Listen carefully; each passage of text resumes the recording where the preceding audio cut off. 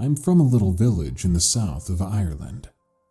My whole life I've experienced paranormal activity. This may be because my house was a former army barracks. I was 14 years old. Each night as I would go to bed, I would hear someone talking in my ear.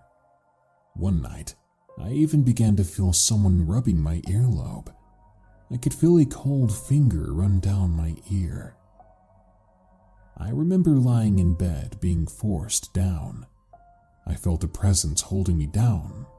I was semi-asleep, so I jolted up screaming, only to hear a demonic-like voice scream at me, "No." Deep down, I felt like something was trying to take my body, but I would not let it in. Since that day, things have never been the same.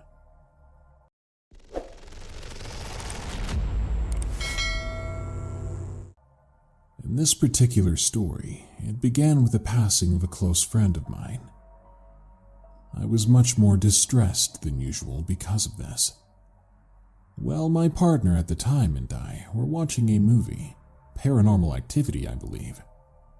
This gave him the idea to taunt spirits in the house, in a playful way, of course, not expecting anything to happen.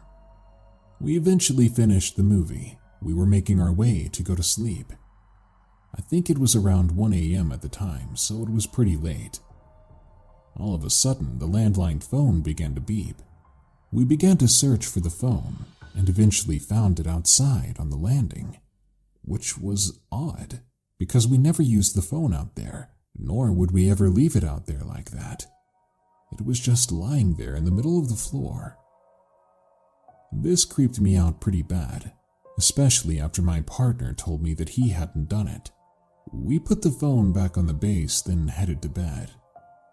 No sooner had I put my head on the pillow, the smoke alarm began to beep the way it would when you press the test button on it. However, it was 15 feet from the floor to the ceiling where it was, and you had to have a ladder to press that button.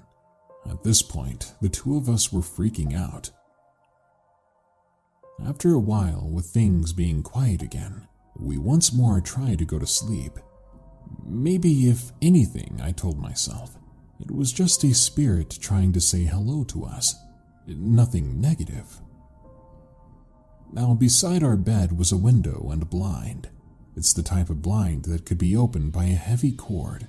As we're laying there, eyes closed in the bed in the dark, the blind suddenly pulled itself up violently and shaked without anyone touching it, almost tearing itself apart. It shook so hard. The window wasn't open, so it was not the wind. I was screaming and crying. I had never been so surprised or scared my entire life. I couldn't get to sleep that night, and I never joked around or messed with spirits again. We later moved out of that house, thank God. The spirit world is no joke. It exists, and it can often be just as tangible as the thing sitting in front of you. So be careful if you ever decide to taunt the things you can't see.